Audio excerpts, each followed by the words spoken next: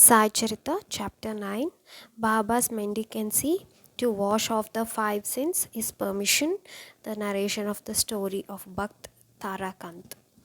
In this chapter, the story moves ahead as to how Baba's devotees face troubles when they return to their destination without his permission, and also the mendicancy of Baba to wash off the five sins for the sake of the good of his devotees. He practiced it until the end. From Brahmadeva to all movable objects, Sai himself manifests everywhere. Sai, being kind, imprinted on all minds that God exists in all creatures. All these are discussed here in this chapter. The main characteristics of the pilgrim age of Shirdi is that if a devotee returns back without Baba's permission, he would be invited troubles. In the same way, once permitted, it is impossible to stay in Shirdi even for a moment. The devotee begins to face difficulties. This is the experience of all who have been through this. Those who disobey his wishes suffered on the way back. Many were robbed and they were unable to forget their experience till the end of their life.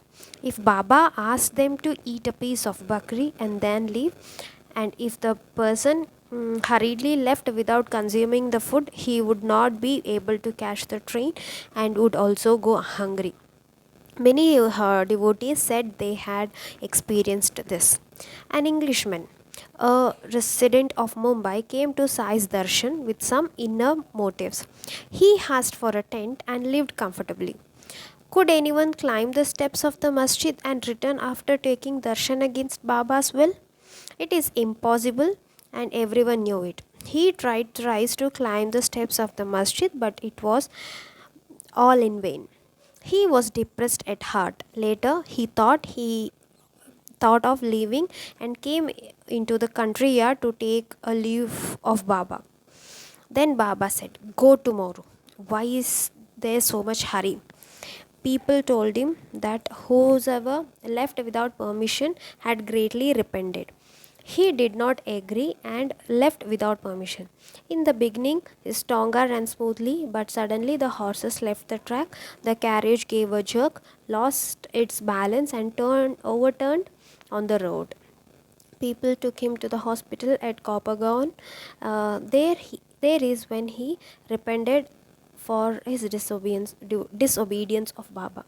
Why did Baba prefer to beg alms for years together? These doubts are cleared further. Sannyasis and brahmacharis are forbidden to cook. If they do, they will have to observe Chandrayan Vrat. So Shastras have placed the honors of taking care of their needs to householders. Sannyasis never do such businesses. Baba was neither a householder nor one prastachari. He was only a brahmachari from his youth. So to beg alms was the rightful thing for him to do. One has the right to beg alms who thinks that the whole world is one family. In our religious tradition, a householder cannot eat food without doing 5 sacrifices. If he does not do so, he will never be free from the 5 sins. Brahma Yajna, reading the Ved Purans; Deva Yajna, giving offerings to God; Pitra Yajna, giving offerings to Pitras; Bhoot Yajna, giving offerings to devils; insects, animals, birds, etc. Manusha Yajna, providing food for the guest, are these 5 yajnas. While performing these 5 yajnas, pesting, lightening the hearth, fire, cleaning the pot, grindings and seeping are done. And because of these activities, unknowingly, minute organisms are destroyed. Sri Sai would beg alms in 5 houses till the earlier days of his death. The 5 houses and the paths of those houses were decided by him. Baba would first put a small portion of his alms into the duni. Alms he would Rest of the alms he would put into an earthen plate. This alms would be eaten by beggars, crows, dogs, birds, etc. And sometimes Baba would also take a bite from it. It was said that from those whom Baba begged alms, he freed them from 5 sins. Thus, the food cooked in the Panchayagna was first offered to him, the god himself. The food got pure, and with that pure food, the devotee's body, heart, and soul also got nourished. There was a devotee named Ramchand Tarkand. He was known as Baba Sahib Tarkand. He had great devotion for Sai Baba. He had a painting of Sai's image at his home in a huge, beautiful sandalwood shrine which he worshipped thrice a day. He did not eat food without offering Nivedya to Sai. His mother was also a devotee of Sai. She desired to go to Shirdi to serve at his feet. The father wanted his son. The father wanted his son to accompany her. He said, "Unless Sai is offered Nivedya, no one should eat the food at home. Until this is promised, I will not be able to go to Shady." So, to the to this, the father replied, "You go. I will offer the Nivedya regularly." On the second day, Tarkan did puja and offered the Nivedya. It was only once when he forgot to offer Nivedya. Tarkan prostrated himself at the foot of the portrait and full of remorse begged for mercy. Shirdi was 100 miles away from Bandra in Mumbai. This news reached there immediately. The son, full of enthusiasm, came with his mother to pay homage. Listening to what Sai said to his mother astounded him. "Oh, mother, what to do? Today I went to Bandra as usual, but had to return hungry." Listening to Baba's words, the son immediately realized that his father had forgotten to offer Nivedya, and he sent a detailed letter to his father from Shirdi. And after reading the letter, the father's heart melted. A letter from Bandra also reached Shirdi, and the son's eyes filled with tears. One day, when Tarkan's wife was putting out the leaf plates to serve meals in the afternoon, a hungry dog came there and she gave it a piece of bakri.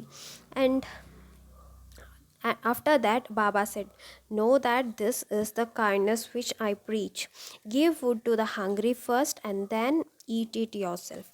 Sometimes I am a dog, sometimes a pig, sometimes I am a cow, sometimes a monkey, sometimes an ant, a fly, or a fish. I move about in different forms. Whoever sees me in all creatures, he is my beloved one." Tarkan's wife sent Brinjal's Bharta and another one, Kacharya, to Baba through a devotee from Bandra named Purandari. After arriving at Shedi, Purandar's wife took the Bharta at the time of Baba's lunch. After the Arati, Baba put together the Vedyas of everybody and sat down to eat. After tasting the bharta, he distributed it among others. After that, he wished to eat the kacharya, but Purandar's wife had not bought it. The search of Purandar's family and the bharta began. The lady said that she had used one brinjal for the bharta and she had offered it to Baba in the afternoon, and had thought to bring Acharya later that day, and that's why it was cut. This proves Baba's neatness. Again, in 1915, Tarkan's wife sent a peda through Balram's son, and the boy forgot to give it to Baba. Baba reminded him and got it himself.